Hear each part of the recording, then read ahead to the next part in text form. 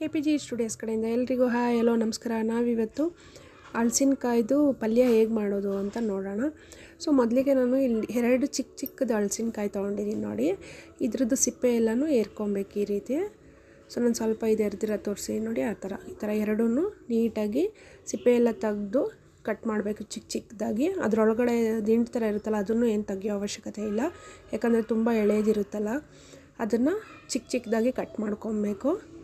So ಈ ರೀತಿ ನೋಡಿ ನಾನು ಕಟ್ ಮಾಡ್ಕೊಂಡಿದ್ದೀನಿ. ಸ್ವಲ್ಪ ಆಯಿಲ್ ಯೂಸ್ ಮಾಡ್ಬೋದು ನೀವು, ಚಾಕುಗೆ ಮತ್ತು ಕೈಗೆ ಆಯಿಲ್ ಹಚ್ಕೊಂಡ್ರೆ ಅಂಟು ಅಷ್ಟು ತಗಲೋದಿಲ್ಲ. ನೆಕ್ಸ್ಟು ಮಸಾಲೆ ರೆಡಿ ಮಾಡ್ಕೊಳ್ಳೋಣ. ಬೆಳ್ಳುಳ್ಳಿ, ಶುಂಠಿ, ಆಮೇಲೆ ಟೊಮೊಟೊ ಮತ್ತು ಸ್ವಲ್ಪ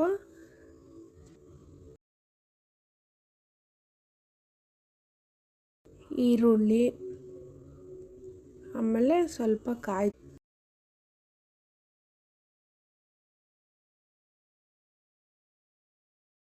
ನೆಕ್ಸ್ಟು ಖಾರದ ಪುಡಿ ಹಾಕ್ಕೊಳ್ಳೋಣ.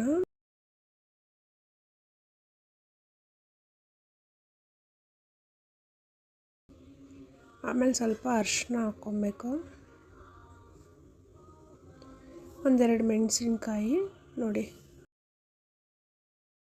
ಸ್ವಲ್ಪ ತರಿಯಾಗಿ ರುಬ್ಕೊಂಡಿದ್ದೀನಿ. ಸೊ ಆಮೇಲೆ ಇದು ಹಲಸಿನಕಾಯಿ ಹಚ್ಚಿಟ್ಕೊಂಡಿದ್ನಲ್ಲ ಅದಕ್ಕೆ ಈ ರುಬ್ಬಿಟ್ಕೊಂಡಿರೋ ಮಸಾಲೆನ ಮಿಕ್ಸ್ ಮಾಡ್ಕೊಬೇಕು. ಈ ರೀತಿ ನೀಟಾಗಿ ಮಿಕ್ಸ್ ಮಾಡ್ಕೊಳ್ಳಿ. ಸೊ ಇದನ್ನು ಮಿಕ್ಸ್ ಮಾಡಿ ಸೈಡಿಗೆ ಎತ್ತಿಟ್ಕೊಳ್ಳೋಣ.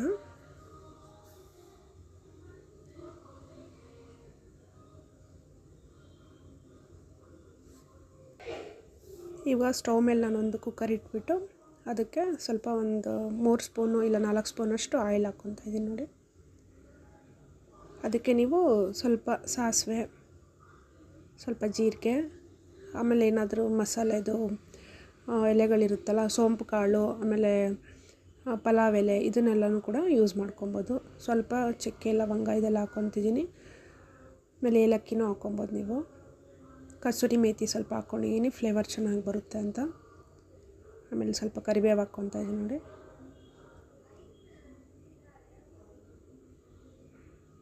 ಒಂದೆರಡು ಮೆಣಸಿನ್ಕಾಯಿ ಒಗ್ಗರಣೆಗೂ ಹಾಕ್ಕೊತಾ ಇದ್ದೀನಿ ನೋಡಿ. ಒಂದೆರಡು ಮೆಣಸಿನ್ಕಾಯಿ ಹಚ್ಚಿಟ್ಕೊಂಡಿದ್ದೆ ಅದನ್ನು ಹಾಕ್ಕೊತಾ ಇದ್ದೀನಿ. ಆಮೇಲೆ ಸ್ವಲ್ಪ ಚಿಕ್ಕದಾಗಿ ಕಟ್ ಮಾಡ್ಕೊಂಡಿರೋ ಆನಿಯನ್ ಹಾಕ್ಕೊತಾ ಇದ್ದೀನಿ. ಸೊ ಎಲ್ಲನೂ ಸ್ವಲ್ಪ ಫ್ರೈ ಆಗಲಿ. ಆನಿಯನ್ ಸ್ವಲ್ಪ ಬ್ರೌನ್ ಕಲರ್ ಬರೋ ತನಕ ಫ್ರೈ ಮಾಡ್ಕೊಳ್ಳೋಣ.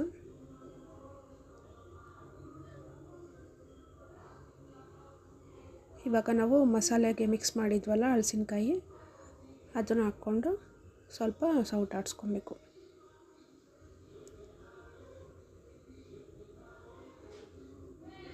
ಈ ರೀತಿ ಚೆನ್ನಾಗಿ ಮಿಕ್ಸ್ ಮಾಡ್ಕೊಳ್ಳೋಣ. ಸೊ ಹಸಿ ವಾಸನೆ ಹೋಗೋ ತನಕ ಸ್ವಲ್ಪ ಫ್ರೈ ಮಾಡ್ಕೊಳ್ಳಿ ಇದನ್ನು. ಅದು ಇನ್ನೊಂದು ಸ್ವಲ್ಪ ಅದು ಇದರಲ್ಲಿ ಮಿಕ್ಸಿ ಜಾರಲ್ಲಿ ಮಿಕ್ಕಿರುತ್ತಲ್ಲ ಅದನ್ನು ಮಸಾಲೆ ಹಾಕ್ಕೊತಾ ಇದ್ದೀನಿ. ಮಿಕ್ಸಿ ಜಾರ್ ತೊಳೆದ್ಬಿಟ್ಟು ನೀಟಾಗಿ ಅದೊಂದು ಸ್ವಲ್ಪ ನೀರು ಹಾಕ್ಕೊಳ್ಳೋಣ ಲಾಸ್ಟಲ್ಲಿ.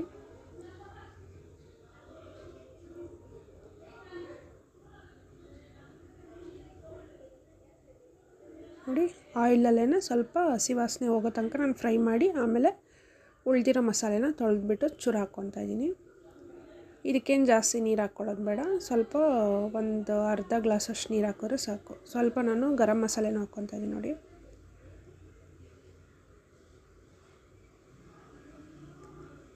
ಮತ್ತು ಯಾವುದಾದ್ರೂ ಕರ್ರಿದು ಮಸಾಲೆ ಇದ್ರೂ ಹಾಕ್ಕೊಬೋದು, ಚೆನ್ನಾಗಿ ಫ್ಲೇವರ್ ಬರುತ್ತೆ.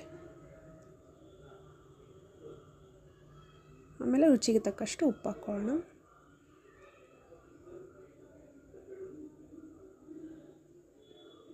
ಒಂಚೂರು ಹಾಕ್ಕೊಂಡಿದ್ದೀನಿ ನಾನು, ಡೈಜೆಷನ್ಗೆ ಚೆನ್ನಾಗಿ ಯೂಸ್ ಆಗುತ್ತೆ ಅಂತ ನೋಡಿ. ನಾನೊಂದು ಅರ್ಧ ಗ್ಲಾಸ್ ಅಷ್ಟೇ ನೀರು ಯೂಸ್ ಮಾಡ್ತಾಯಿದ್ದೀನಿ. ಇವಾಗ ಕುಕ್ಕರ್ನ ಮುಚ್ಚಿಬಿಟ್ಟು ಒಂದು 2 ವಿಷಲ್ ಕೂಗಿಸ್ಕೊಳ್ಳೋಣ. ಸೊ ನೋಡಿ, ತುಂಬ ಚೆನ್ನಾಗಿ ಆಗಿದೆ. ನಾನು ರಾಗಿ ರೊಟ್ಟಿ ಮಾಡ್ಕೊಂಡಿದ್ದೆ ಆ್ಯಕ್ಚುಲಿ, ಅದ್ರ ಜೊತೆ ಸರ್ವ್ ಮಾಡ್ತಿದ್ದೀನಿ ನೋಡಿ. ನೀವು ಚಪಾತಿ ಜೊತೆನೂ ಚೆನ್ನಾಗಿರುತ್ತೆ ತಿನ್ನಲಿಕ್ಕೆ. ದೋಸೆ ಏನಾದರೂ ಮಾಡಿದ್ರೆ ಅದಕ್ಕೂ ಯೂಸ್ ಮಾಡ್ಬೋದು. Thanks for watching KPG studios. ನಮ್ಮ ಚಾನಲ್ನ ನೀವಿನ್ನೂ ಸಬ್ಸ್ಕ್ರೈಬ್ ಮಾಡ್ಕೊಂಡಿಲ್ಲ ಅಂದರೆ ಪ್ಲೀಸ್ ಸಬ್ಸ್ಕ್ರೈಬ್ ಮಾಡಿ, ಲೈಕ್ ಮಾಡಿ, ಕಮೆಂಟ್ ಮಾಡಿ. Thank you.